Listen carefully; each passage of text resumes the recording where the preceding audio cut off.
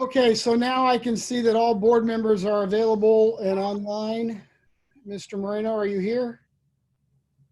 Yep, I'm Okay, here. sir, it's up to you on how you want to start this this meeting. Great. All right, Virginia is already logged in and audio and all that's working. I see you're on. Her audio shows that it's active. Virginia, can you hear us? I'm here. Very I'm here. good. Very good. All right, so for the sake of time, let's start this meeting. Okay, at 1:37. Or 37. I have 134. Let's go with that. Okay, 1:34. Sorry. Yeah. All right. Are there any changes to this afternoon's agenda? Otherwise, I'll ask for an approval. Yeah, no. Okay. I'll ask for an approval of the agenda from. I'll make that motion. A second. Victoria and Virginia. All right. All in favor? Aye. Aye. That's 2. I don't have a Palmer or Aye. Aye. Okay, Alman Palmer. All right, so that's 5-0. All right, so just want to give the quick introductory speech. Just want to welcome everyone to the meeting of the Fairfax Elementary School District Board of Trustees. This meeting is held in compliance with the State of California and County of Kern Sunshine laws. We have a place on the agenda to hear from members of the public who attend our meetings. And it's great if you can call the superintendent before the meeting and have a place on the agenda for any issue you would like to talk about. However, if you haven't done that, you may fill out a form provided for you and given to the board before the meeting begins. Each item on the agenda can be discussed by members of the public, and 20 minutes are provided per each agenda item, and several people can speak during these 20 minutes. We do hope that you in attendance will refrain from visiting during the meeting. But also note that this meeting platform allows for members of the public attending this virtual meeting. All right, I'm reading a new speech here and it's a bit confusing, but let me just say we respectfully ask that members of the public conduct themselves with a level of professionalism. Visible negative gestures, unmuting of your microphone that allows for inappropriate language or statements to be heard or otherwise disrupting the board members' ability to conduct the meeting is not allowed. A person who is doing such actions may be removed from the meeting. And thank you all for being here, and we'll proceed. Any public comments? Yes, we have 3. First on the docket this afternoon, Mr. Moland would like to speak in public comment. Okay.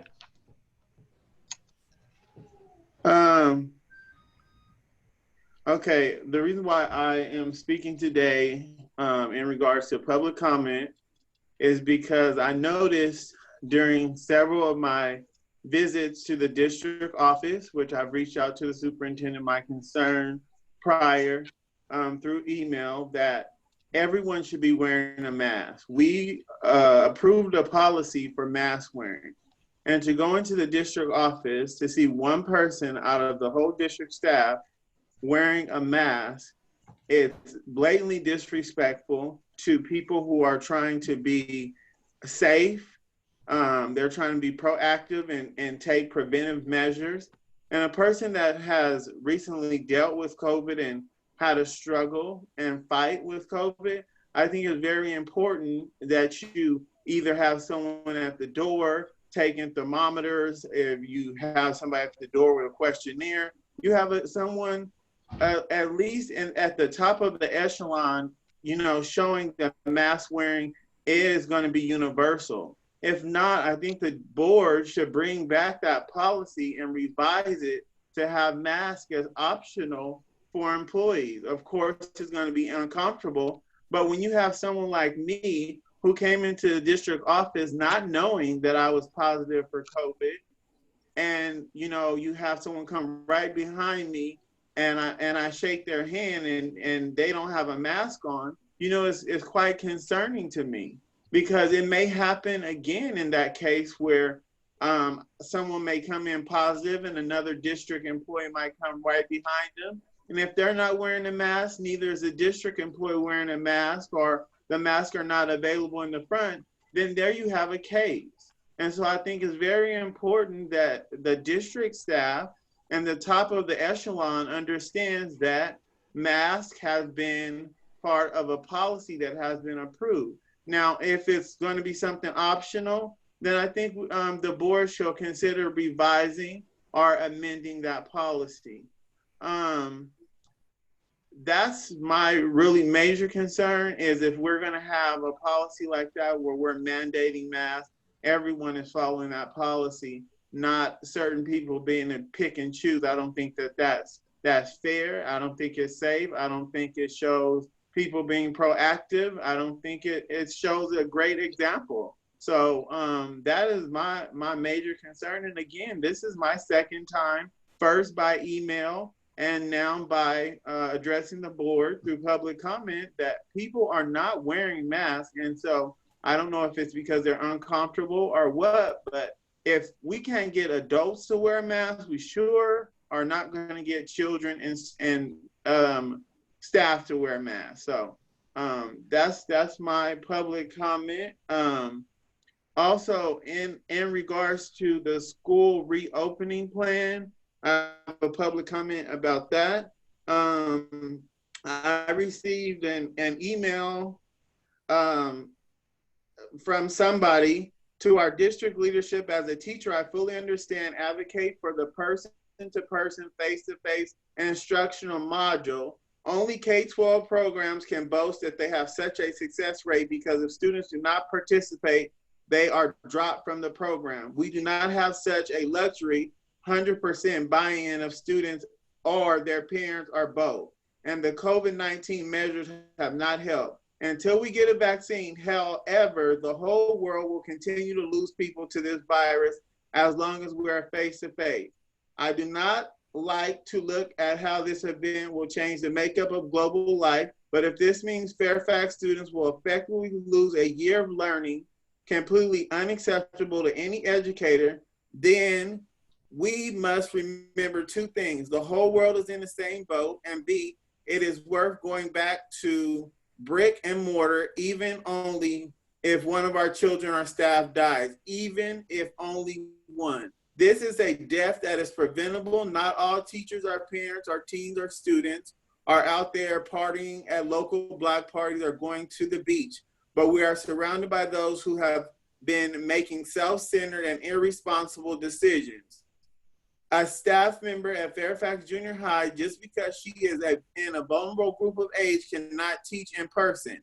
Have you ever seen how she inspired kids over dead presidents, musty old stories, and long ago lore? She can, however, resume such instruction via Zoom. Another employee is considered one of the most vulnerable because she's been fighting for her life, and her immune system is at the heart of that fight. She too does not follow strictly textbook only teaching. Like this instructor, she brings dead and boring to life for her students and can continue to do so over Zoom. Teaching over Zoom has some advantages and its drawbacks as well. But its greatest advantage is that all of our district will survive this virus. Several other teachers and staff, not to mention parents and students, have fought or are currently in battle against cancer, bronchitis, asthma, and a host of other battles. I would guess that at any one time, we probably have over 20% of our district in a battle of one type or another that places them in a vulnerable category. Even though we have taken several measures and spent money on structural changes designed to help, but as long as we have hot temperatures and air conditioning, we are still vulnerable.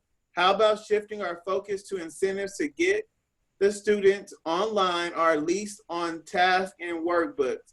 Most teachers I have spoken with do not feel the need for Canvas, where there are free programs like Google Classroom or Zoom, or programs we have already purchased like Clever that already offer enough. We want their time and attention on subject matter, not struggling through a delivery system. We already spend money on one-to-one textbooks and consumable workbooks. We can put our whole curriculum in their hands at the beginning of the year with some written lecture components, and then reward them when they join in on Zoom for over and above the face-to-face instruction they need with the assistant. Instruction based on our book curriculum. A lot of the curriculum providers we already pay are now offering at no additional cost distant learning components. As of July 19th, we face a serious surging COVID numbers. CBS Local News interviewed Dr. Amish Amin for facts regarding COVID-19 and kids. Sorry, it lacks a certain cogent delivery, but I was typing as fast as she was talking since it was about kids returning to school. Temperature checks can be tricky. Higher temps may reflect you are running a fever, or with our temps in town, I was sitting in a hot car. Yet those are carriers may not know or show a temperature. This virus can circulate through the air conditioning system and cause an increase. Our air conditioning systems do play a role, have to replace our air system. The amount of viral load make of young kids of less likelihood of spreading the virus, those 12 and under. But as you change to junior high and high school age students, they have increased viral load capacity, and they can spread the virus like adults. In fact, teachers who are in the school with more students have the likelihood of spreading the virus. I think it'd be great. Maybe you can just circulate that letter to the board because you've exceeded the 3 minutes allocated. I'm almost done. I would like to motion for the board to approve an additional 3 minutes so I can finish this email.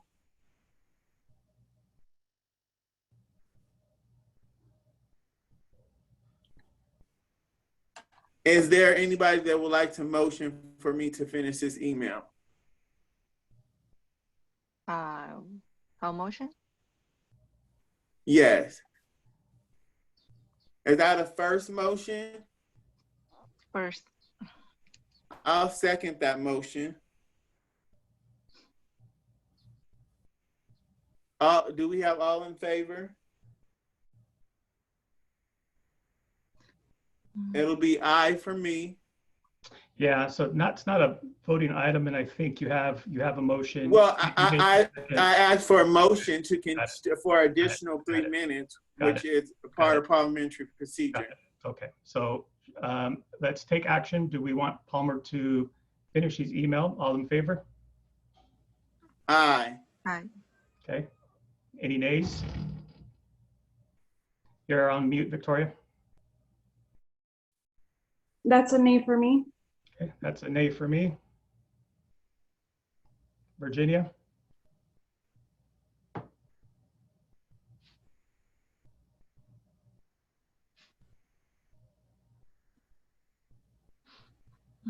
No. Okay. All right, so it'd be great if you can just circulate that email. That way everybody has the content and that way everybody knows what's going on. All right. I thank the board for considering that. Okay. Any other public comments, Mike? Yes, Miss Brannon has requested to speak in public comment. Okay. Hello, good afternoon. My name is Jen Brannon, and I am the TOSA at Zephyr Lane. I wanted to address the board in regards to the distance learning plan that will be discussed today. It is my understanding that there is a possibility of our distance learning plan to be in place only until the governor takes our county off the list, where at that time we would go back to implementing the 3 choices to parents. Going back and forth between plans will lead to a lack of consistency for our students and a great deal of confusion for our parents. Parents are juggling work schedules, childcare, and possibly children in different school districts. Recently, I helped with the collection of iPads, and during my conversations with parents, many that shared their thoughts wanted their kids in school, but felt it was safest for them to be home on distance learning. Many even asked to have their previously submitted requests changed because they were growing more and more afraid of the state of our county. Don't get me wrong, I want more than anything else for our students to be here with us at school learning every day, but only when it is safe to do so. And when we can implement a plan that seems feasible and consistent. Given our current state and the continued rise in cases in our county, in my opinion, it is the best interest of staff and the families we serve to commit to distance learning for at least the first quarter of school, at which time we can reevaluate and adjust the plan if needed. Thank you for your time. All right, thank you for that. Next up, Mr. Holman. Yes, Mr. Walker. Good afternoon. I've come to you representing KFTA, and I would like to let the board members know that we stand firmly behind and are committed to resolving this COVID situation as best as we can, that we have full confidence in our district staff. Mr. Coleman, Mrs. Brown, and Mr. Clark have been nothing but professional in dealing with us.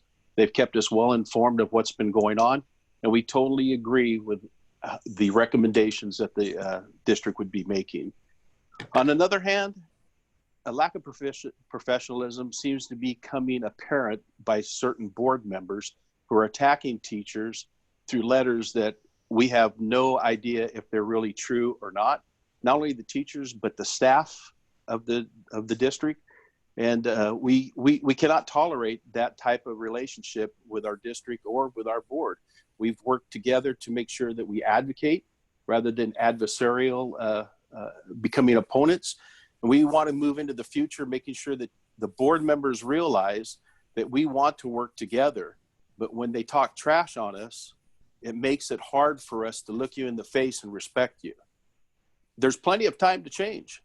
There's an election that's coming up. And if you don't feel like that you can live to the standards of putting the students first, maybe it's time for you to walk out and then find something else to do so that we can get people who are not self-centered or self-serving on our board. Thank you. Thanks for that. Mr. Coleman, any other public comments? No, sir, that's all. All right, thank you. Okay, with that, we'll move right into the reopening of the school, or the reopening school plan. Thank you. As a setup for this, I just want to kind of bring everybody kind of up to where we're at, how we got to where we're at, I should say.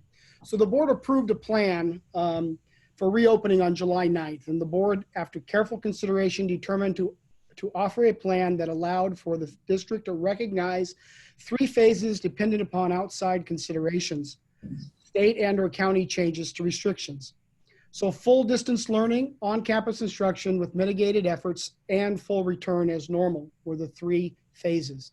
The board approved the plan that included 3 parent options in phase 2. Full distance learning, a 4-day-a-week return, which was full classes with 1 day of distance learning, and a blended A-B scheduled half classes with 3 days of distance learning. The plan was adopted and considered at phase 2, thus allowing for a return to on-campus instruction. Shortly after that, on July 21st, the governor announced that Kern County was placed on the monitoring list, which triggered additional closures and restrictions. It also meant that schools would not be allowed to offer on-campus instruction while on the monitoring list. As well, the governor's order did mention that LEAs could request a waiver to allow for schools to open. We were immediately interested in this. However, the waiver is not clear on which school districts would qualify, what the process is to apply, and who would qualify based upon what metrics. It is clear that the waiver must include input from not only the district administration, but with labor groups and with community leaders, Kern Health. Fairfax is interested in learning more as a waiver may be considered, but as of this morning, the state has not given clear instruction on how to apply. It is unknown about whether the county health would allow for a waiver in 93307. And Mr. Constantine from County Health did state in a all superintendents call that he believed the waiver was meant for geographically outlying areas whose metrics are significantly different from that of the overall county. He was not at all positive that approval of a waiver from schools within the greater Bakersfield area would be possible. So we will continue to look for a clear direction in whether or not the waiver will make sense for Fairfax. Today, it is clear that our adopted plan requires, Today, it is clear our adopted plan requires the district to now open schools under phase 1 of our plan. Kern County being placed on the monitoring list has determined that for us. What I need today from the board is some clarity on how we would return to the on-campus instruction. You asked for me to give a motion, so I'm going to make a couple of points, and that the plan as we've adopted it is a 9 to 10 week plan. It's for the first quarter. It is unknown how long the county will be on the monitoring list, and therefore we cannot give an answer to how long Fairfax will be on full distance learning. Parents need some semblance of clarity on schedule for them to make arrangements for their households, and moving back and forth between full distance learning and on campus may do more harm than good in that regard. So as we would need some reasonable time as well, we would need some reasonable time to transition between full distance learning and on campus. 14 days is the current requirement for the county to be removed from the list. And so if you add 14 days and a reasonable amount of time, some in our conversations have said 2 weeks, you're about halfway through the plan. And so given a clear understanding of what schools will look like for at least a quarter might be make a better sense. So after consideration with our administrative team and discussions with teaching KFTA, I am recommending that our district provide full distance learning for the first quarter. I want you to know that I don't make this recommendation easily. I've been an educator, and I think I speak for most all of our educators, including probably our board here, that what we want is kids in our classrooms being taught by teachers. But again, where we're at today, and for us to provide a program that is safe, I'm recommending to the board that we consider staying on full distance learning for the remainder of the plan for the first quarter of this school year. And that's all. No, thank you for that. I think, again, hat off to having the foresight that allowed us some flexibility in kind of moving along our plan in the event that we, something like this was to happen. So, again, great for thinking ahead rather than having to come back and have to create a new plan, in a moment's notice. So I'm glad we did that. Any comments or thoughts on Mr. Coleman's recommendation before we take action?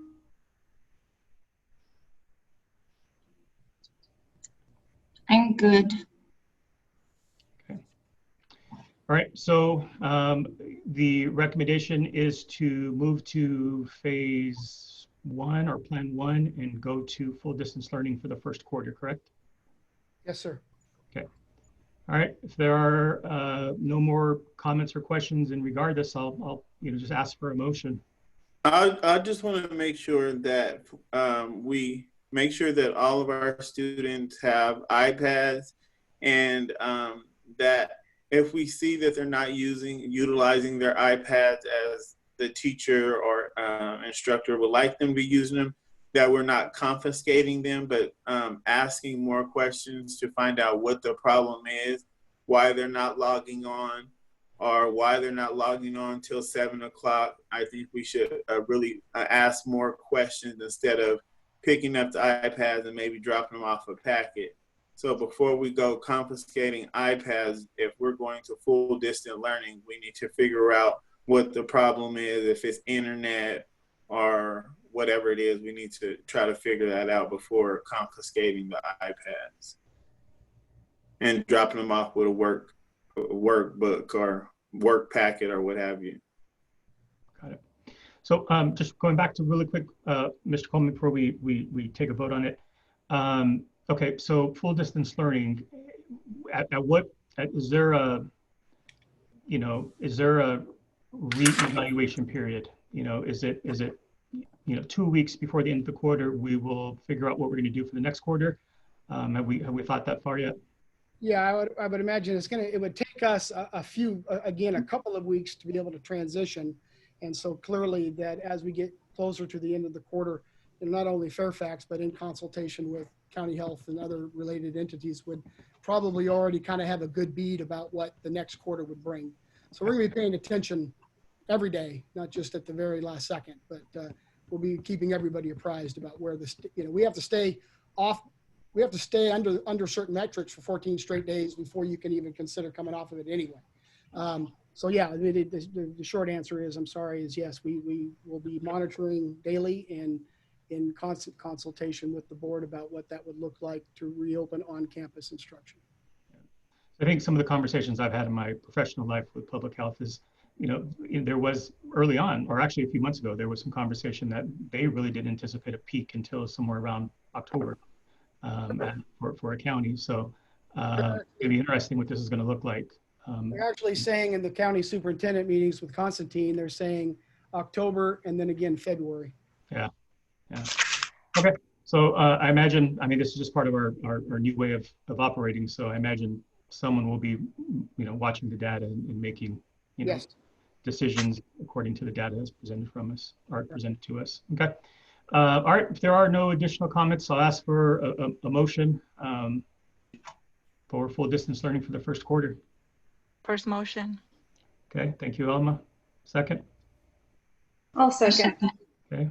That was Victoria. So Alma first, Victoria second. All in favor? Aye. Aye.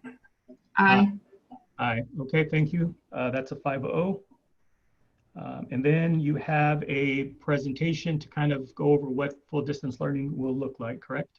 Yeah, now that we've come to that realization and all, I'm going to ask Mrs. Brown to present to the board our full distance learning program. I want to say that I'm very impressed with the amount of work that Mrs. Brown and Mr. Clark have done, and in working with our teachers, I think it made it very easy for us to explain to our teachers and work with our teachers what it is that we're all expecting of, what we expect of our teachers is what our teachers are pretty much expecting of themselves, being the professionals that they are.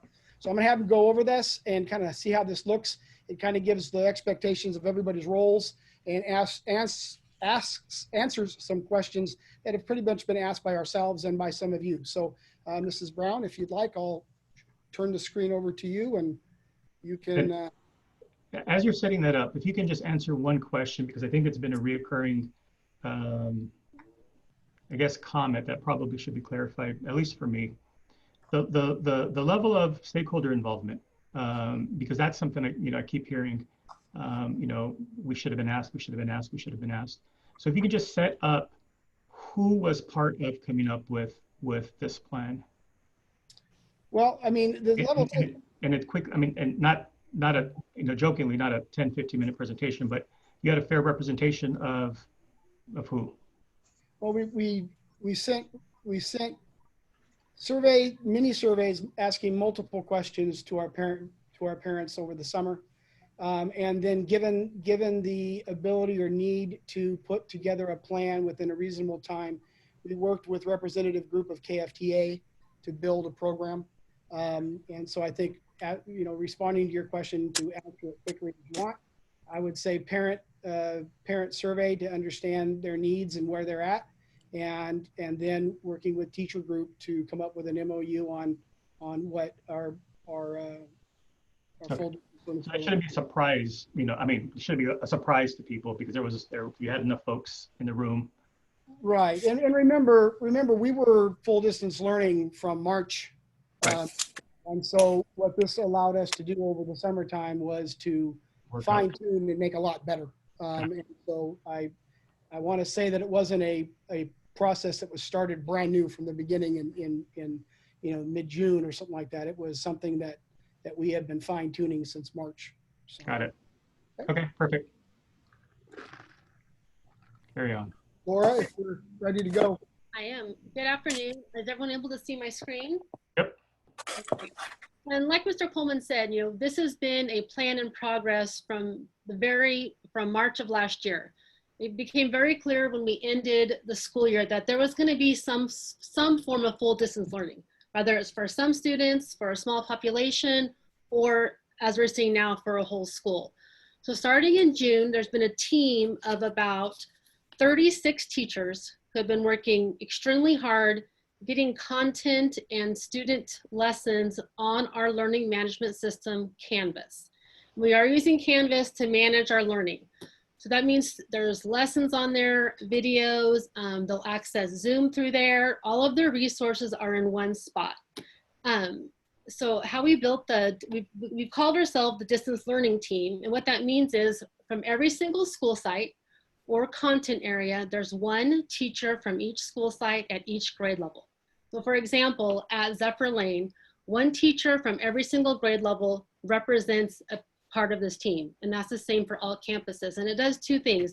It really makes sure that there was a lot of input from every single site, but it also really creates that grade level expert in Canvas to really help that team.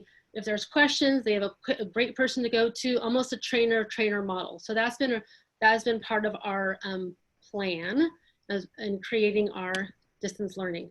So first we have our goals. And as Mr. Molan touched on earlier, to ensure equity and access for all students. So part of that goal is making sure that all students have iPads, but beyond that, making sure that they have high-speed internet activity and connectivity and helping facilitate that process.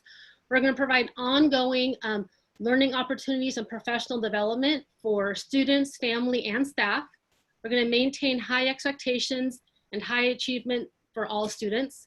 And we really want to support student learning engagement and social well-being for our students throughout this time.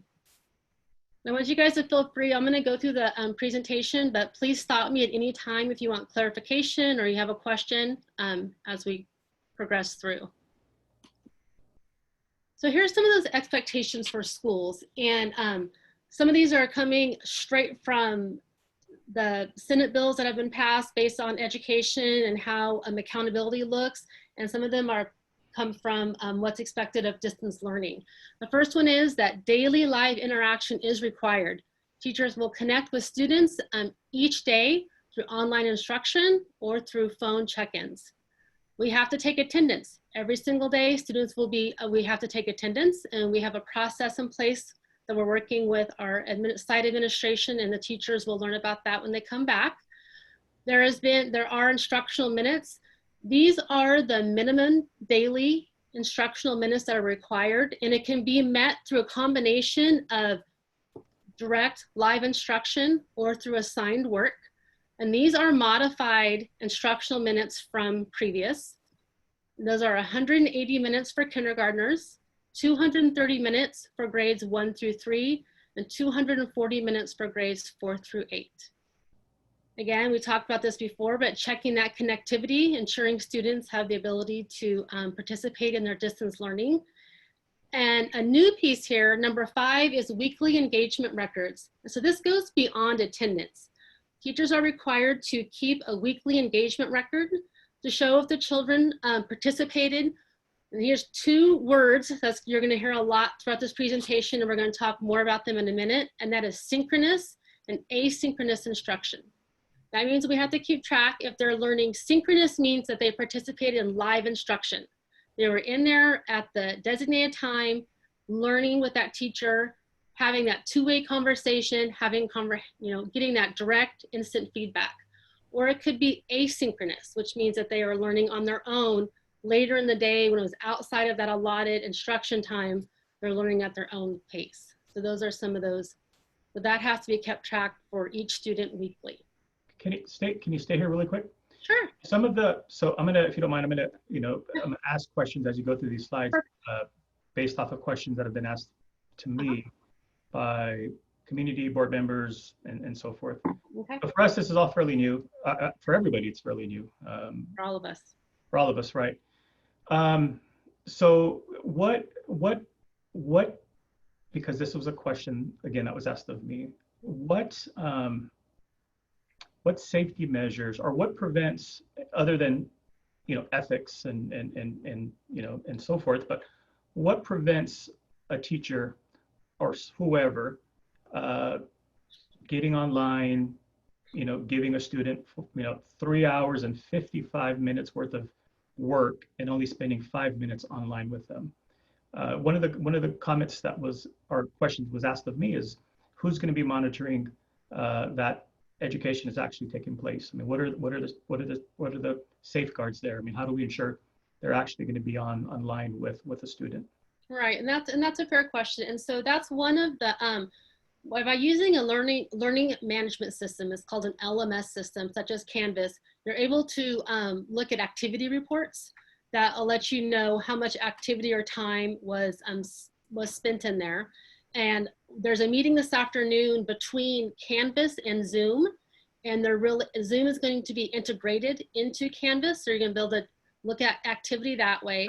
And what's also going to help is we have worked together to create a daily instructional schedule. And that's it's about maybe 5 or 6 slides down, that it's very clear what time of the day is the expectation of that live synchronous instruction, and what part of the day is the teacher going to be working with asynchronous instruction. And so there's defined times of the day that live instruction is expected to happen.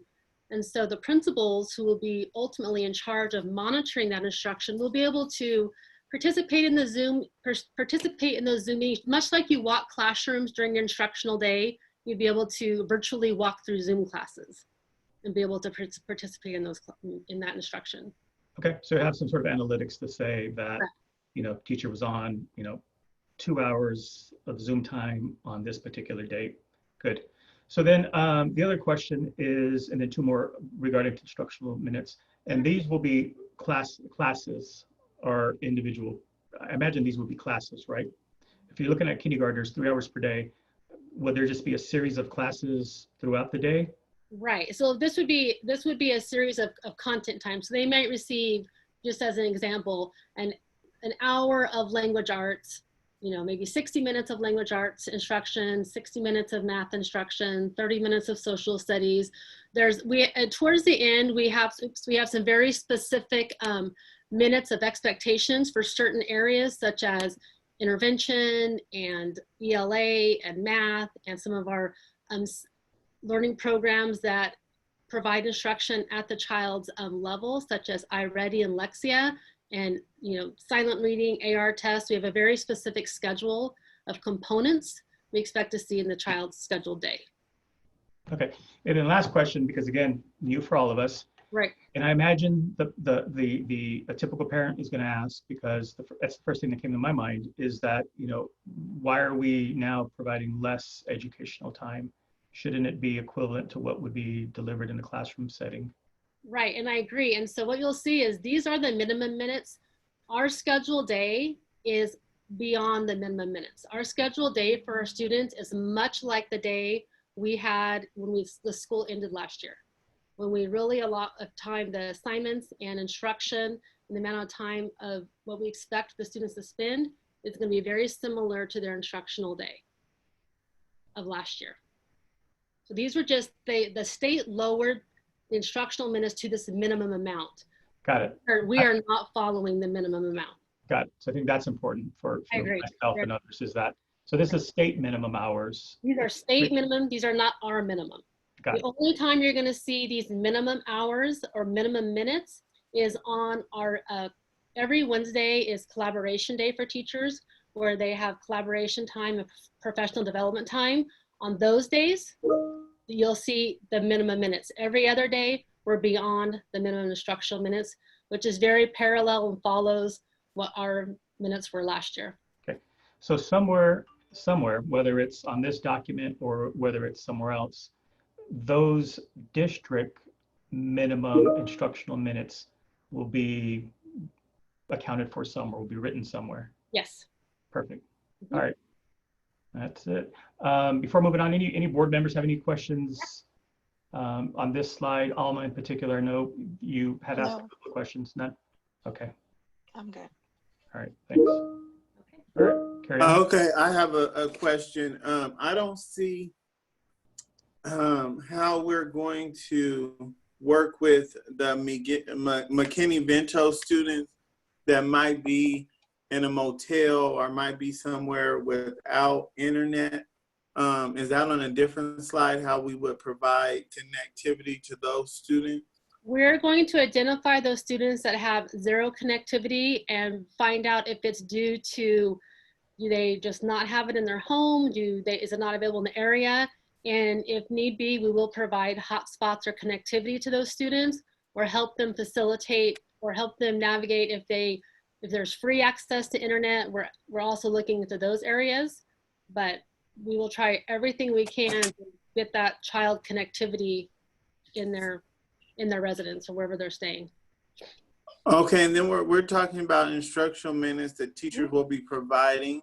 Now, is this from the classroom that they're going to be providing these instructional minutes? So the instructional minutes can be made up between live instruction or assignments.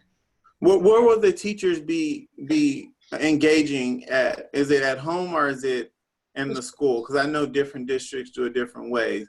So my question is, where will they be, home, or are they going to be at the school while conducting their class? Mr. Mull, I believe you're speaking about, yeah, I sent an update to the board that kind of let us know that we had again, working with KFTA, we've reached a tentative agreement on an MOU. Until that, I'll just share with you that the intent is that for the most part, teachers are teaching from their classroom during their contract time. There is some considerations for the deals, but in the meantime, answer that teachers are expected to teach from their classroom. Yep. You might want to re-forward that email. I received it and it made sense to me. Yep. Okay. All right, Ms. Brown, carry on. All right. Next is, we really want to spend the time to create a really positive learning online environment. One area that we discussed a lot is when we initially closed school back in March, we'd had our students all year. So we already had relationships, we were able to build those connections. So really building in time and taking the time to connect with your students, as we have all brand new students in our classes this year. So building those connections.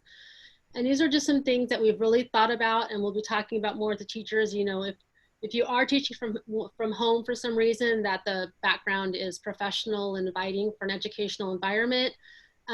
Taking the time to review with your students how to interact in the virtual environment, such as how to use the chat, how to actively listen to your classmates, using the mute button, leaving the meeting as soon as it's finished. When we have our students in our classroom, we spend a lot of time on building those routines, procedures in our classroom. And so now we have to build those in a virtual learning environment. Talking with them about how to, about attending live sessions, accessing the content in Canvas, keeping students' privacy.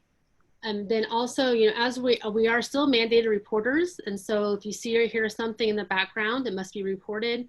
And if you are recording a live session that you're going to post onto Canvas because you want to record your lesson, that it doesn't have student faces, voices, and names cannot be recorded.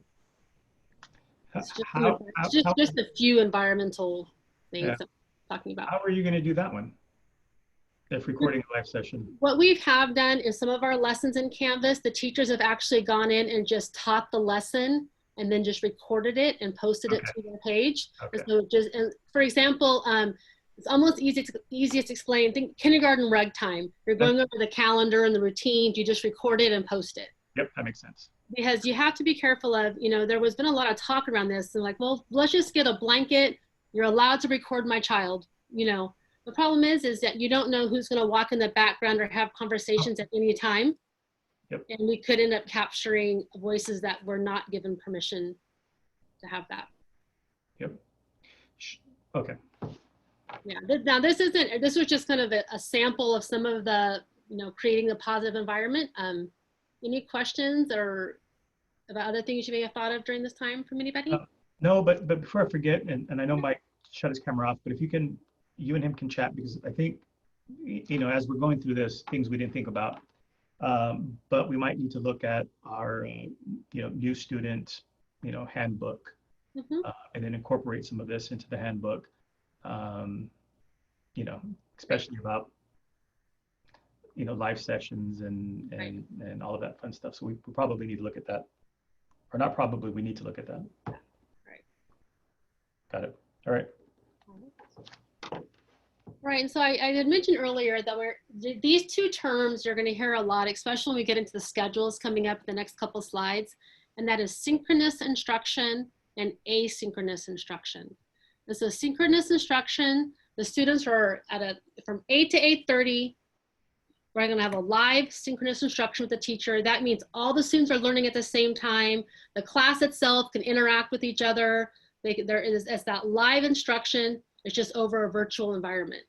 And asynchronous means that the students will be learning at different times because the communication is not live.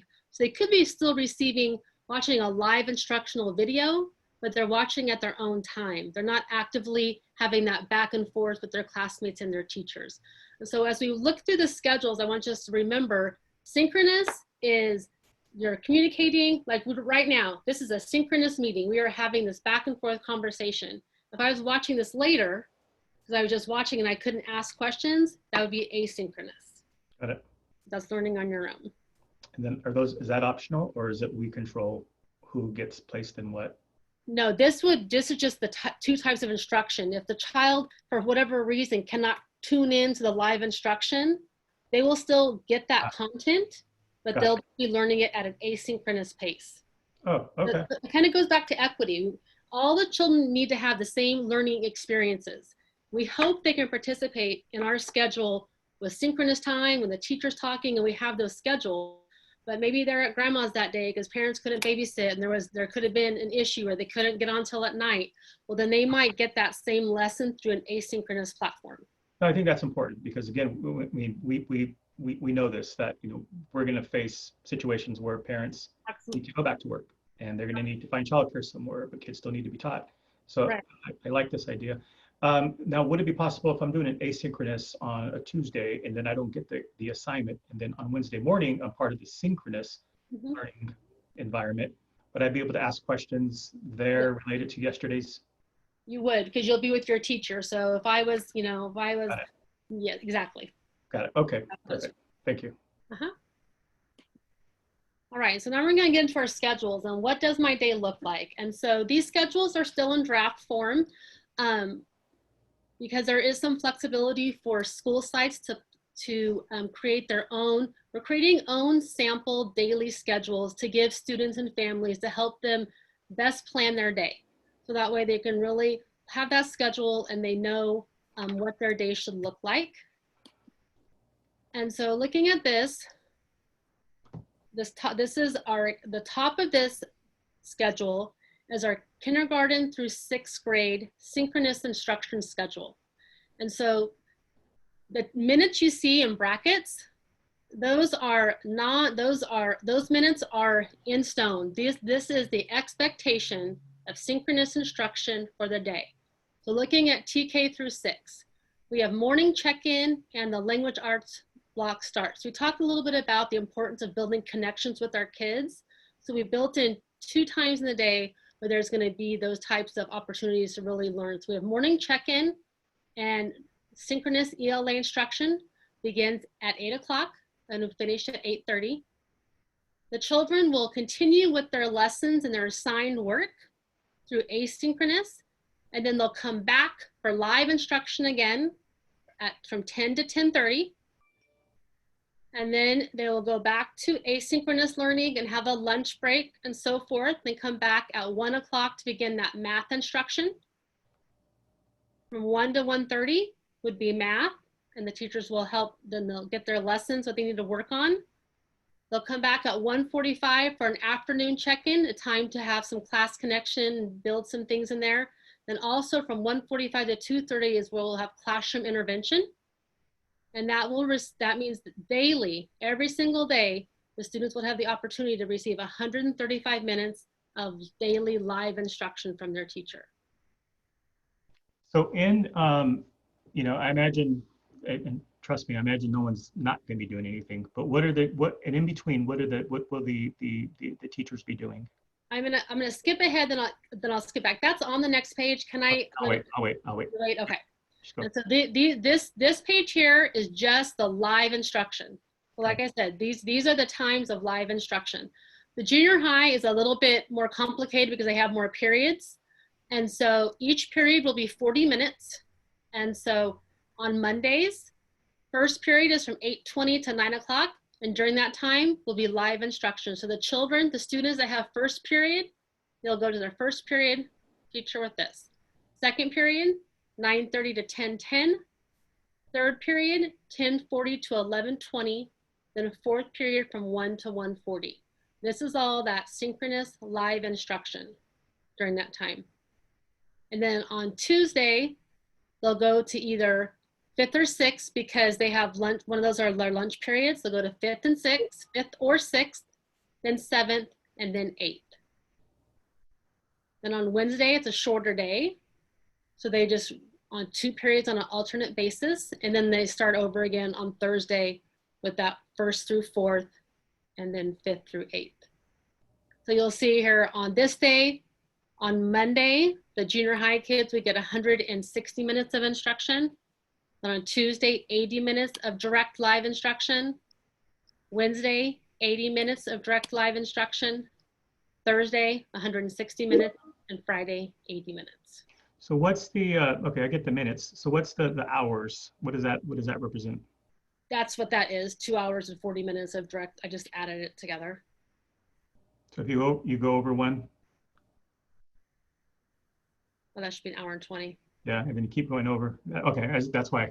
Yeah, that was my, sorry about that. Okay, Yeah. I was like, I lost my 1 and my 0 somehow. I don't know. got it. Too much cut and paste, probably. That's all right. And I so thought I had it figured out, and then it got harder as I went on. I went, wait a minute, you know how many eyes we've had on this piece of paper, and we missed that. Yeah. And you'll notice that we really try to build in breaks for teachers and students. What we've really found, 30 to 40 minutes is about the time students can participate in this live video interaction, and for teachers to stay. It's really difficult. You know, once you expect as an adult, once I'm approaching an hour, I start, having a hard time losing that focus. So we really try to build in time for that teacher and student instruction time to make sense and not get that burnout and be able to be recharged and ready to learn for that next period. Got it. All right. This goes into a little bit, what are they doing during that time? And so you'll look at this. So 7:45, teachers come on duty at 7:45 in the morning. They're on. Class doesn't start till 8. Well, we have to go back and look at attendance, because you might have a student who was with you all day with live instruction. So they were marked here. Well, some students may not have been able to log in till after 4 or 5. So they did all their work asynchronous. We have to go back and capture that child's attendance from the day before. Then they go into their synchronized instruction from 8 to 8:30. Then 8:30 to 10, the students are working on their own. Well, during that time, the teacher is grading assignments that were submitted, providing immediate feedback to kids that are working on those lessons, calling the students that missed that live instruction to remind them, hey, we have a 10 o'clock lesson coming up, calling those families. There's just answering emails from parents. There's a lot more ongoing work that has to be done in that meantime while the students are learning through asynchronous, because we need to really make sure we're following up with students. If they're not logging on, they're not turning in work, parent communication, the grading, anything that's submitted needs to be graded or provided feedback through the LMS system, and also planning, because we have worked really hard and we have 1 quarter, 9 weeks of lessons and activities on our Canvas modules, but they'll have to be, they're just the structure, they're more than the structure, but if a teacher wants to add additional videos or additional supports to their students for what they need, there's time to do that also. And moving forward to planning for 2nd quarter. I'll tell you, the teachers, the 35 or 37 teachers that worked this summer for 9 weeks, it has taken a considerable amount of time to put that content on there. And we know now we have to start working on that for 2nd quarter. While we're instructing now, we're planning for the future as well. So that's what will be happening during those times in between. So planning, grading, attendance, student feedback, parent communication. Then they'll come back to synchronous instruction, that live instruction at 10 to 10:30. 10:30 to 12:10, students are still completing their work and teachers are planning and grading, giving feedback. At 12:10 to 12:50, they'll have lunch. 1 to 1:30, they're back to that synchronous instruction for that afternoon block. Then we go into check-ins and intervention in the afternoon. And then 2:30 to 3:15, the rest of the day would be, again, planning, giving feedback, communication, so forth. The junior high is very similar. Collaboration day at the bottom is a little bit different because we give time for that collaboration from 1:15 to 2:15, kind of towards the right of the day. There's only 2 live instructions that day to allow the teachers to have lunch. And then have collaboration and staff meeting and ongoing training there in the afternoons on Wednesdays. So I have a question. I don't see where the students meet with the student support specialist. I know some students normally throughout the week have certain days that they do work with social emotional learning with the counselors.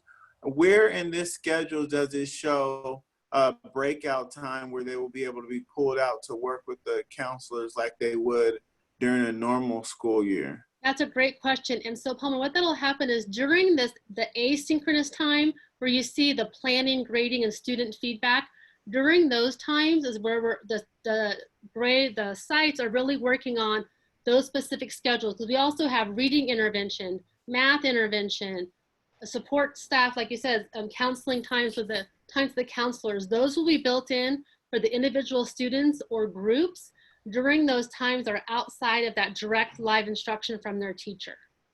So for example, if we're looking at TK through 6th grade, and we know at 8 to 8:30, they're with their homeroom, with their classroom teacher. From 8:30 to 10 is where we're really gonna try to target those groups, target those special groups for pull-out intervention, group time with, or one-on-one time with the counselor during those times. And again, from 12:30 to 10:10, or at the end of the day.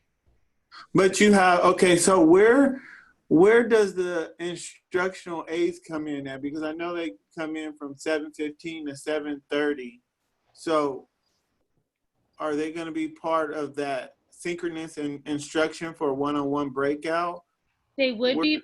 That's where instructional aids and Mr. Coleman, we're still working on the times for that. Still working on the MOU. Yes.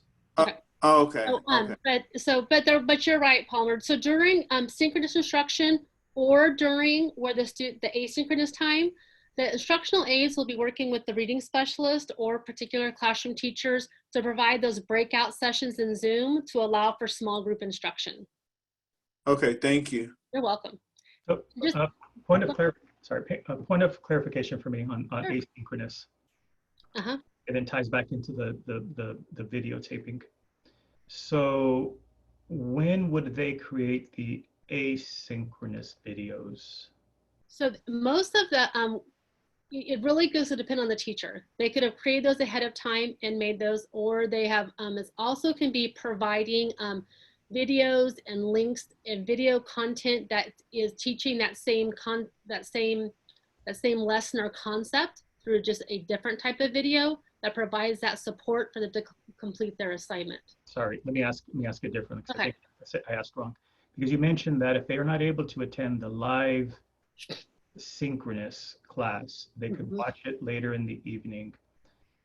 So I guess where I'm confused at, so they'll be videotaping the live instruction, and then if so, doesn't that conflict with what we said a little while ago about videotaping faces and all of that? Or is Right. that, go ahead.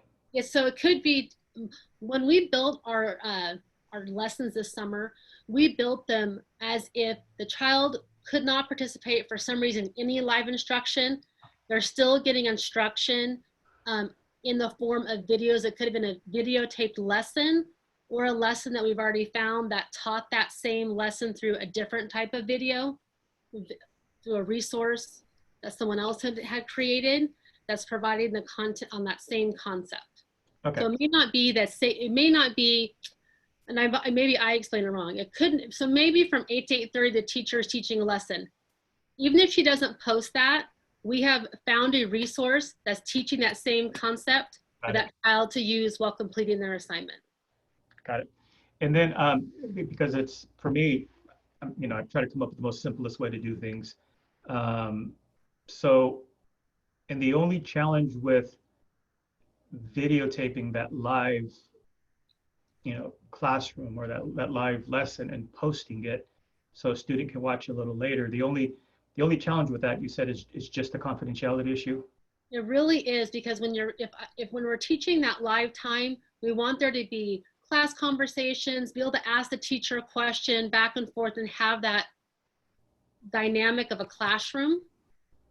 And so it almost has to be recorded, just teaching the lesson and then posting it without that communication piece going on with the students. 'Cause All we right. have- I get that part of it. But again, I'm just trying to understand, because for me, it seems like, well, that seems the easiest route to go Right. is just post the video from the from the lesson and then move on.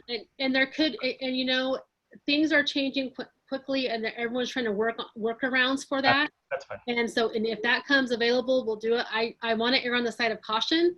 Right now, it's been very clear that we do very careful about videotaping student voices, names, and those types of things. And that's only, sorry, and I don't want to hijack this presentation, but again, and that's because of what? What's the concern? I mean, I can see if it was, you know, patient health records and you know, you want to protect all of that. Even if, what's the, like in the educational setting, in the educational world, for someone like me who doesn't understand, what's the concern with students' voices or? You know, it's just a rule. If we even have a student teacher on campus that wants to record a lesson, we have to have a permission slip signed with a start time and end time of when that videotaping is going to happen, and permission given for that to take place. Okay. Does anybody? I guess really. Let me just tell you what I'm getting at. I'm trying to help. Well, maybe I shouldn't be helping because you guys are the experts here, but just trying to give some feedback is, you know, what if you had, what if you, you know, during that, you know, part of the beginning of the school paperwork that there is a disclaimer, there is a consent to opt out of being video recorded. I mean, would that be a solution? Or is it that just across the board, there's a mutual understanding with all educators that you just don't do that? I mean, it's a little bit of both. We do have an agreement, I don't know if we call it agreement or a waiver, where they sign that they can be on video and be on internet and be on social media. And we have those signed at the beginning of the year. It's been a little bit murky if that's going to be acceptable for that daily instruction. And it's capturing the background of the children's homes. So there could be parents talking in the background. It's a larger scope than just our classroom. Yep. Like if I'm taking pictures in my classroom, I can verify every person in the picture. But if I'm taking a picture of a home, we're just trying to get that stuff clarified. That was that. Okay, that did it for me. That was it. Okay. Right. And so then the collaboration is just a little bit different.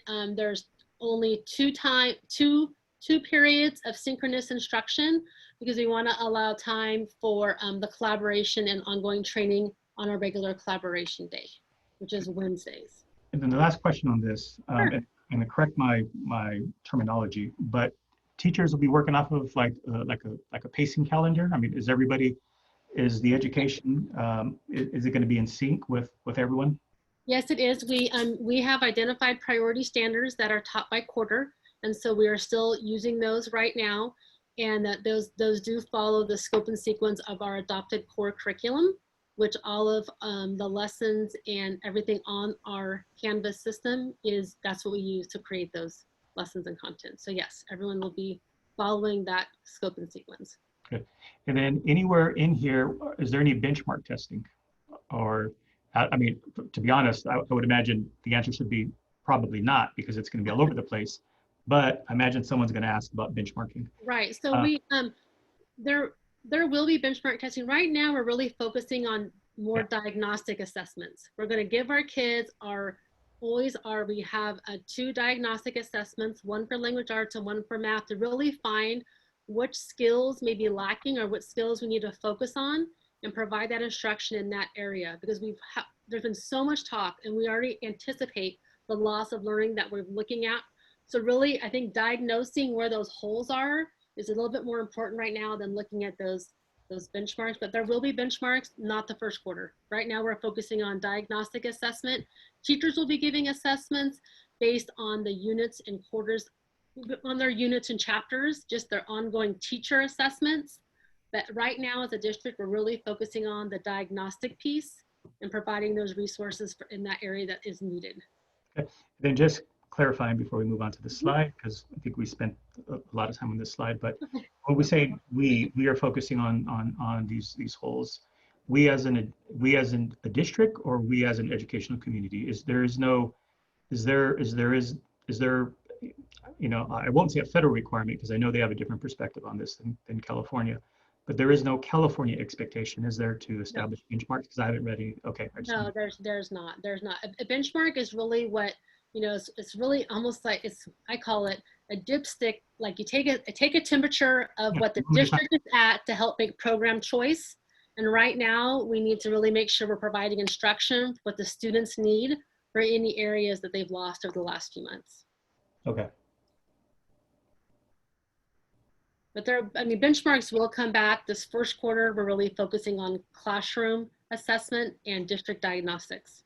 And then I lied. I said that was the last one. But talking about this, because again, the challenge in all of this, and again, everyone's going to face this, is how do you know, how do you know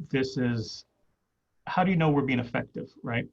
So it's, my perspective is that it's best to check the temperature more frequently rather than at the end of 30 days. So maybe, and you guys are probably already considering it, but I would highly suggest that you check the temperature at certain intervals and get feedback from everyone, because what I would hate to happen is that something was broke early on and we didn't catch it until we checked the temperature at the end of the quarter.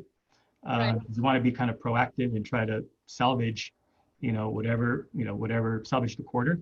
So you all can figure it out, but I would suggest, or I would ask, or I would appreciate if there's some sort of checks and balances in there that, you're getting, everybody's opinion at certain intervals. That way you can make adjustments. We will. And what we call that, if you're talking about our students are progressing and if they're getting what they need, we call that ongoing progress monitoring. And so when we give the diagnostic assessment, and then throughout that, you continue to progress monitor, check if they're improving. And if they're not, or if they're not progressing like we expect, that's when they get identified for the intervention or small group, or they need a specific skill that needs to be worked on. So we call those ongoing progress monitoring, which is that's kind of checking that temperature on a consistent basis. Yeah. So back to, because I know Plummer made the comment about the aids. I imagine that we're going to have to repurpose a lot of people because they may not fit in that same role any longer. So it'd be great to, rather than, take any other decision that you could possibly have to take because of this, maybe we start, repurposing people to add support to not only the teachers, because again, I imagine how difficult it's going to be for one teacher to manage the classroom. So maybe you take some of these additional support staff and repurpose them to kind of help out wherever they can, if contractually possible, and all of that. But when you're talking about, we're talking about measuring progress, maybe that's a task somebody does. Maybe somebody's in charge of measuring outcomes and progress, and maybe that's what they do. But something for you all to figure out, but it would be great to repurpose people to help give support where it's needed. Right. Okay, perfect. Right, and so this, each school site is going to develop a sample student schedule, what their day should look like from 8 in the morning to the end of their day. And so these are the components that we want to see in each of those student schedules. So you have so if we're looking at, let's look at the first through third column, first grade through third grade. And this is Mondays and Tuesdays, Thursdays and Fridays. 8 to 8:30, they have that morning check-in and ELA, and they have that asynchronous time. Then from 10 to 10:30, more live instruction, asynchronous learning time and lunch. 1 to 1:30, that another live instruction, and again another live instruction from 1:45 to 2:30. Well, during that asynchronous student time, we're going to define that further for the students. We want to see 20 minutes of Lexia. That's where every student is getting reading practice at where they need it. iReady is a math program as well, where the students can access lessons and instruction based on the level that they're at. Independent reading and AR tests for 30 minutes a day. We're going to provide instructional activities for students to participate in PE. And then you'll see 50 minutes of Canvas classroom assignments. That's part of that asynchronous time, but so maybe it's science or social studies. Like I said, these are going to be created at the school site. That'll give a total instructional minute day of 275 minutes. And that's when we talked about earlier, the minimum over for first through third was 230 minutes. But we are looking at 275 for the day, for each of their days. So I don't hear a lot of talk about special ed and when those students will be pushed into the classroom. And okay. I know that some special ed requires hand over hand and different things like that.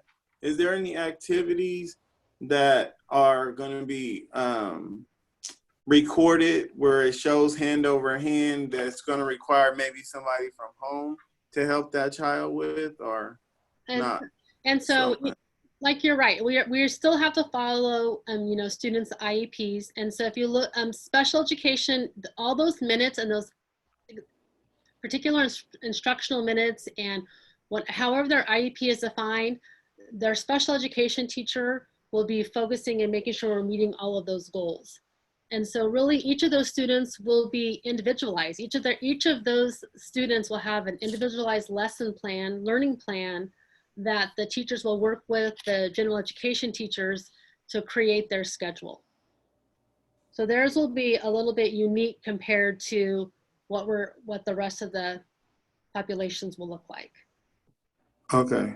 Okay, to meet yeah, you're right. The special education will have, as well as they'll have their own plans, and speech will still be offered via Zoom. So we'll still be giving speech services to our students via Zoom. Okay. Okay. And so these are our instructional minutes for Monday, Tuesday, Thursday, Friday, and these times and these areas will all be incorporated into the student's daily schedule. Any questions about that? Okay. None for me. All right. And then Wednesday is a little bit different. And so I had mentioned before, on Collaboration Day, our students will receive the minimum amount of instruction.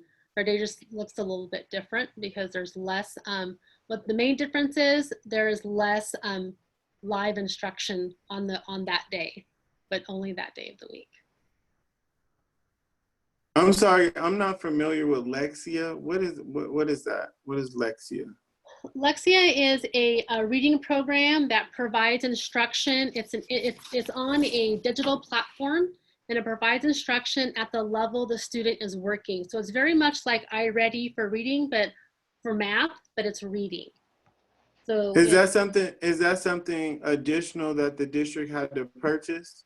We've already had it at one of our elementary schools, and as through this environment, it became clear that it was, you know, it's been around for a really long time and it's widely used. And so expanding it out to all of the schools since the K-8 program made sense, since it's on a digital platform.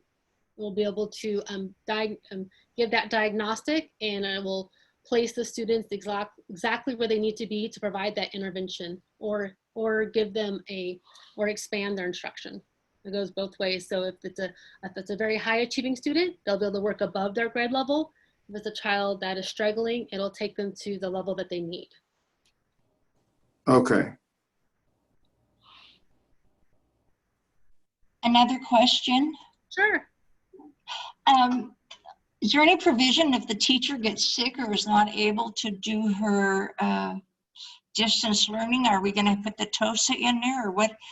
Will you be able to have a sub, or what? Yeah, that's that has been a great conversation. We've had that conversation, and we will really be looking at using our certificated site teachers that are not assigned students to help with that live instruction time, because the students will already have that asynchronous instruction will already be there for them. So we need to find someone to provide that live instruction at those specific times. Thank you. Great question. And we talked earlier about the importance of social emotional support, and not only for students, but also our staff.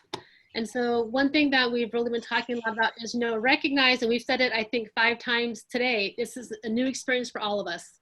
So everyone just take a breath. It's okay. It's okay. We understand that frustration.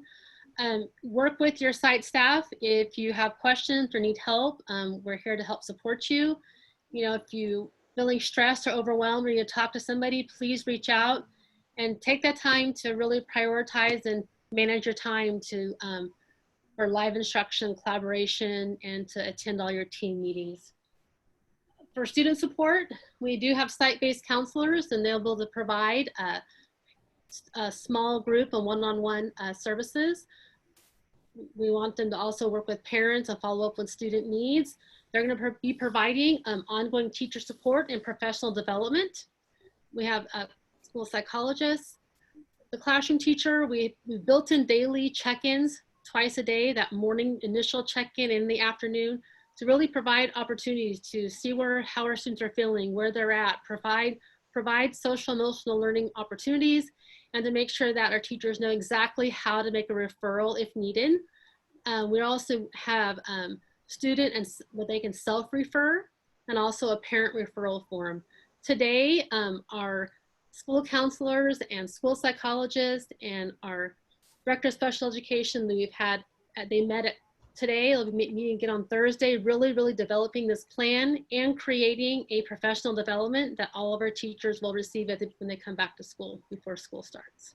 It's really just addressing, this is a whole, our students are facing unique issues. They're coming back where they haven't got to interact with their peers. It's interacting in a different way with your class, and there's going to be more anxiety and stress, and just making sure that we know how to address that and provide that support. I think that goes back to, I think this slide in particular goes back to, the ask I had a little earlier was to make sure that we are checking the temperature, no pun intended. No, right. Checking the temperature for everyone, staff and students. Absolutely. This is a huge transition. There's a lot of expectations put on all of us, and it's important that the staff are feeling, confident in their ability to do their job and feeling that they have all the support, and students as well. So again, repurposing people, maybe those counselors, school psychologists, somehow you're checking in on everyone, just not one group of people. I agree. Cool. All right. And then back to school professional development. We have lots of things that will be going on at the beginning of the school year. Every year, the principals have a back to school meeting, and we'll be talking a lot about, I can't see my screen here anymore, about what the schedule looks like for full distance learning, what those expectations are, attendance procedures. In our Canvas system, we are, Bobby Martinez has been working on a module or a course in Canvas that will be a area where teachers can go if they have specific questions on a usage or something that they'd like to learn in Canvas, maybe embedding a video or how to edit a lesson or bring in a resource so that there's a one-stop for them there.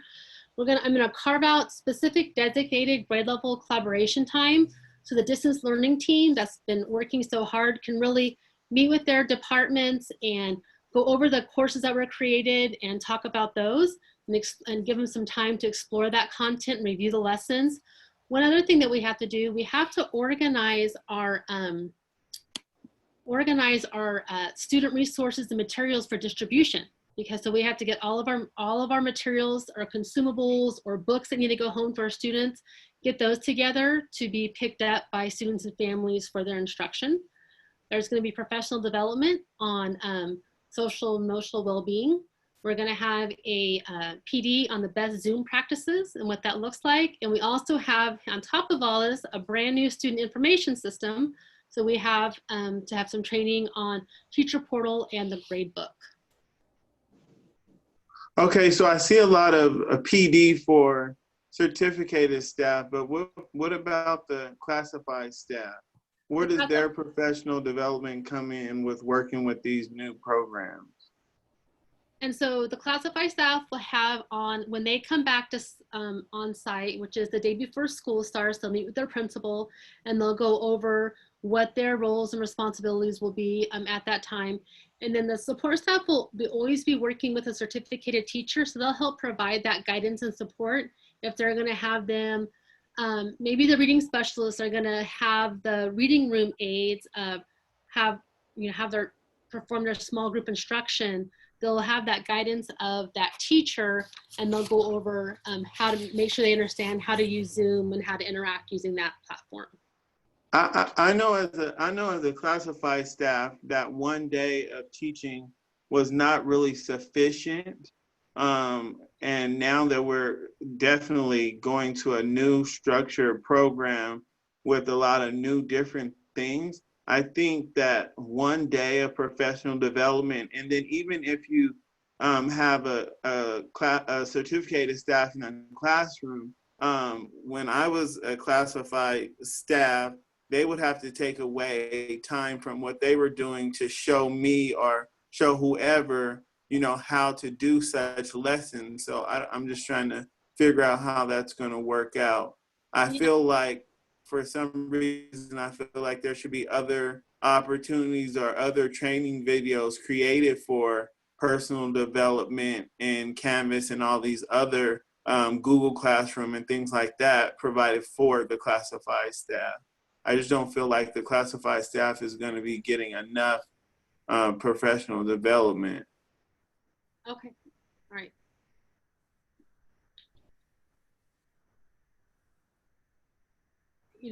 I hear what you're saying, Mr. Mullen, and so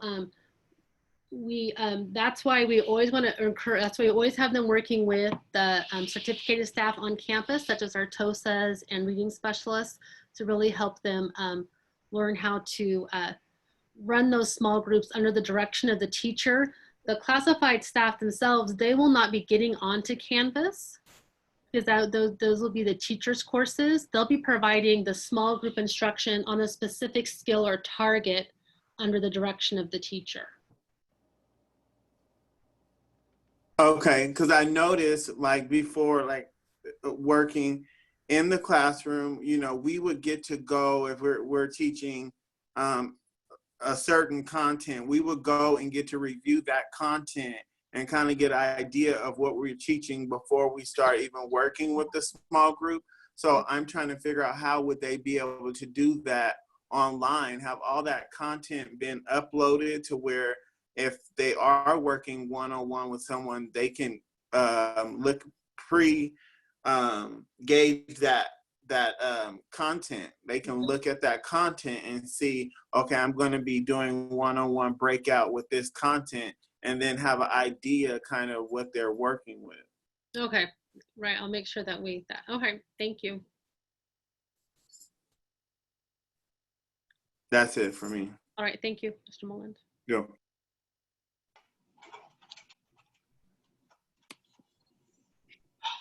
All right, and then really for student and family support, we're gonna have a district informational meeting this Thursday. There'll be 2 meetings. These will be via Zoom, one at 6 o'clock and one at 7:15.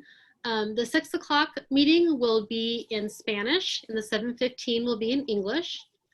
And then August 12th through 14th, we're going to have parent and guardian informational meetings where they'll get the opportunity to have individual parent-student orientations. We're really going to talk about what does the distance learning schedule look like, what are the expectations, go over the attendance procedures and the grading policy, and also provide them all of the resources and contact information so they know who to contact if they're having a tech issue, make sure they have the numbers to the counselors and the school side, email addresses, the principals, all those types of all that contact information.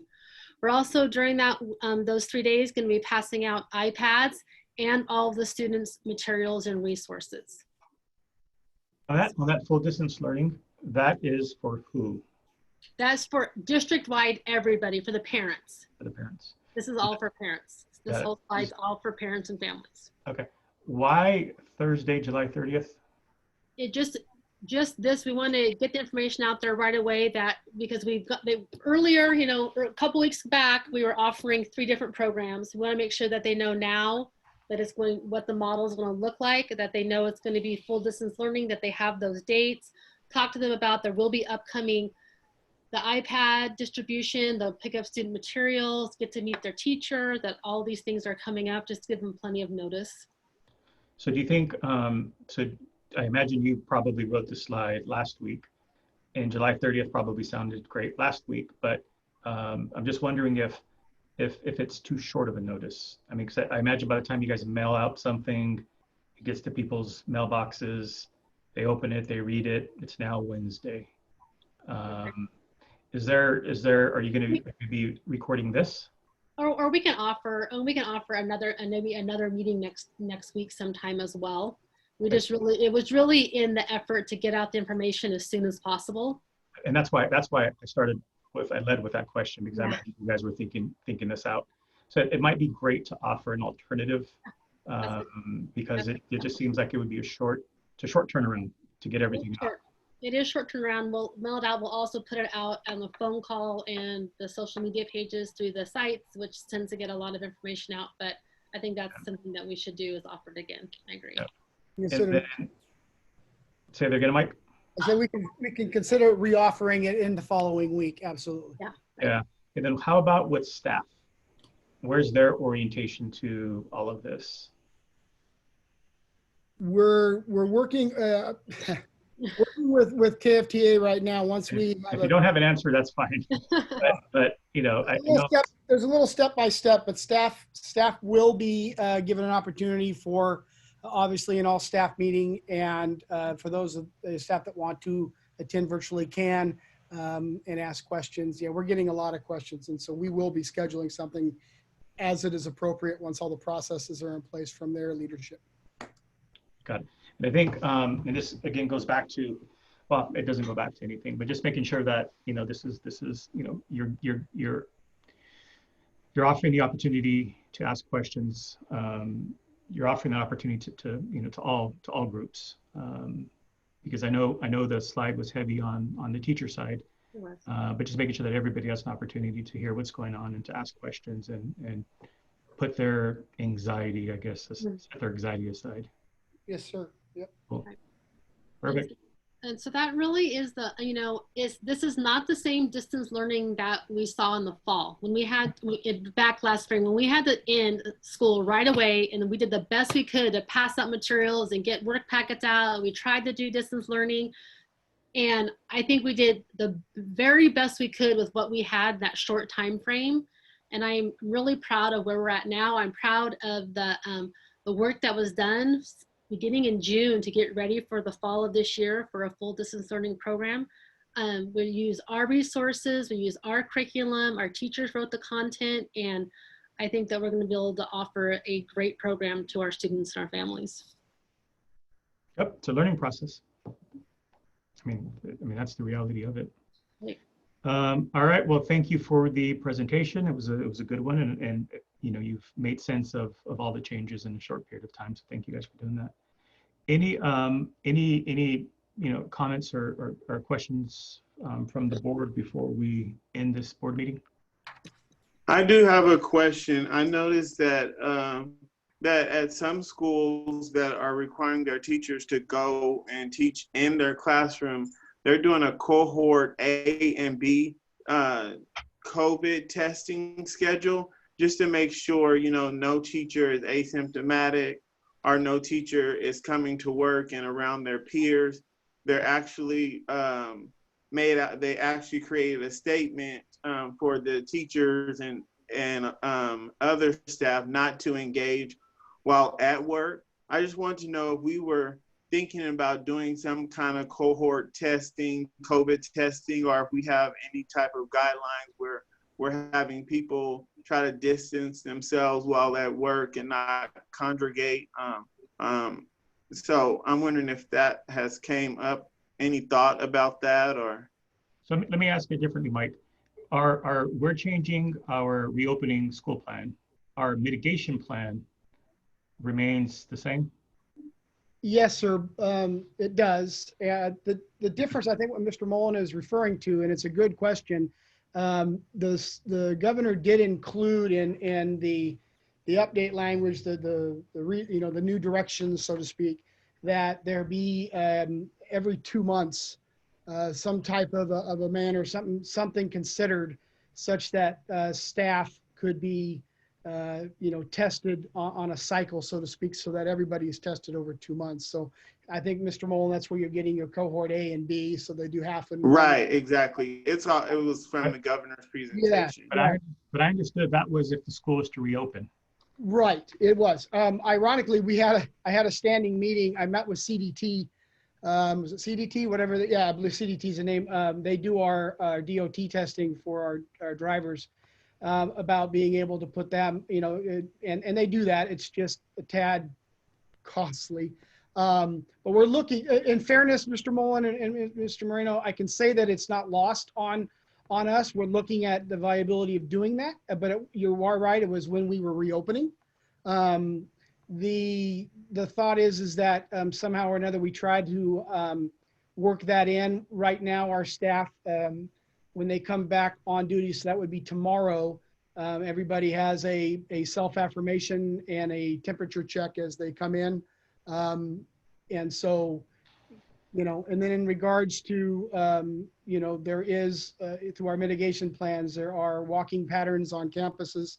There are expectations in areas where you know that you're not going to be able to self-distance, all the time, so to speak. Somebody might come up unexpected, so to speak, like that. So those things are planned. In regards to actually testing, I can tell you that we're looking at it. I just don't have anything to report back to the board as of right now. But just because I don't think I heard it, so if you can just reaffirm for me, our mitigation plan remains intact. That is correct. All right, so that everything that we wrote out in terms of, mitigating the risk, Yes. people are still going to be doing patterns and all of that. That is cleaning, Yep. cleaning and all of that. Cleaning is, and that's one of the other reasons why we chose Wednesday, is that we could, with staff being on campus Monday, Tuesday, deeper clean on Wednesday, take advantage of that and clean again on Friday. So yeah. Sure. Okay. Cool. All right. Well, the school year has been defined for us, so it is what it is at this moment. So, any final words from the board? I'm good. Thank you. All right. Well, I just want to say thank you. Thank you for thank you to everybody. Just all the hard work being put in. It's really, really appreciated, and it's not being unseen. We see it, and we really appreciate every single one of you. And we will continue to do so. Thank you. Got it. All right. I'm sure we'll. I just want to agree with Victoria. That we appreciate everybody, and it's definitely a hard place to be where we're at, and we try to make the best decisions based on informed decisions. So it's not that we try to attack anybody or come off any certain way, but we really definitely appreciate everybody, especially our teachers and our staff, and we try to come up with the best solutions possible. So I want to say I really do appreciate our teachers and our staff, and I try to make the best decisions possible also.